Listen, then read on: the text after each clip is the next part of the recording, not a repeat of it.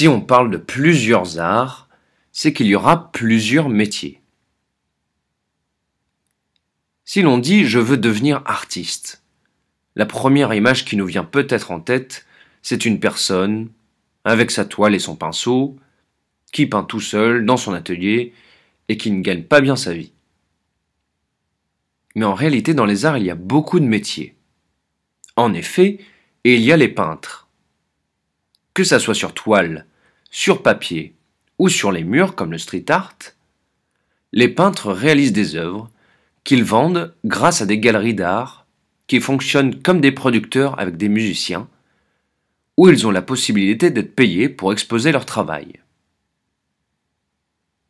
C'est pareil pour les sculpteurs et sculptrices. Les sculpteurs réalisent des œuvres cette fois-ci en volume et fonctionnent de la même manière. Ils vendent leurs réalisations ou les exposent autour de chez eux ou dans le monde entier pour gagner l'argent nécessaire pour vivre et surtout pour continuer à réaliser leurs œuvres. Mais il existe beaucoup d'autres métiers autour de l'art qu'on ne trouve pas dans les musées.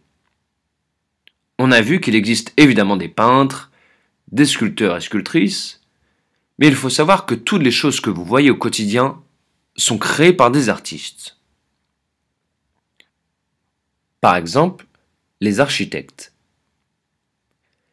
Les architectes créent des espaces et dessinent et bâtissent des bâtiments, voire même des quartiers entiers.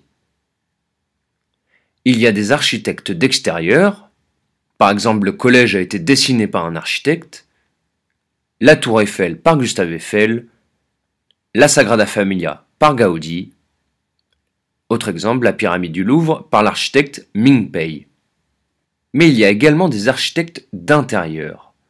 Par exemple, un architecte a dessiné la salle où vous êtes, ou les salles d'une future exposition par exemple, ou les chambres d'un hôtel. Il y a également des architectes que l'on appelle des scénographes. Ils créent les décors pour le cinéma par exemple, pour le théâtre ou pour des concerts. On a vu les artistes, les architectes, un autre métier maintenant, les designers. Contrairement aux artistes peintres et sculpteurs, les designeuses et designers créent des produits qui ont une fonction. Le métier de designer peut amener à créer toutes sortes d'objets que vous voyez tous les jours. Par exemple des publicités, des logos, des pochettes d'albums ou de livres. On appelle ça des designers graphiques. D'autres designers, appelés designers textiles, créent les vêtements, les chaussures, la mode, pour des gens comme vous et moi, pour le sport, pour le cinéma, etc. Enfin, il y a les designers d'objets. Ces designers créent des produits avec une fonction précise. Par exemple, la chaise sur laquelle vous êtes a été dessinée par un designer, mais également toutes les sortes de mobilier possibles. Des tables, des lampes, des fauteuils, des vélos, des portables, des voitures, etc.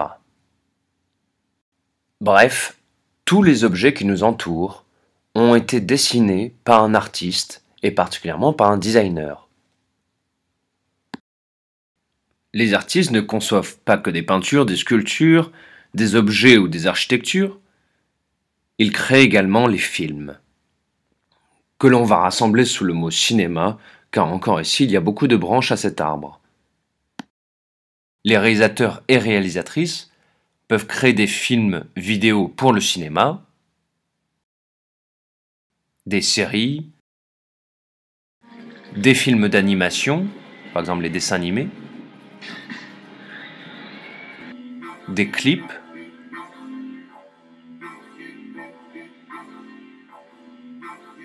des publicités, etc.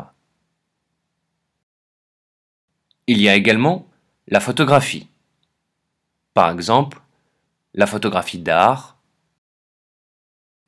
de mode, de publicité, la photographie de reportage ou de mariage. Un autre métier que vous voyez quasiment tous les jours et qui reste artistique, les métiers de la narration visuelle, c'est-à-dire raconter une histoire avec des images. Par exemple, les bandes dessinées, les illustrations, les comics, les mangas. On pourrait encore continuer longtemps. Il y a beaucoup d'autres catégories et autant de métiers. Par exemple, la performance, où l'artiste utilise principalement son corps. Il y a également les concepteurs de jeux vidéo et même des designers culinaires. La liste pourrait être très longue.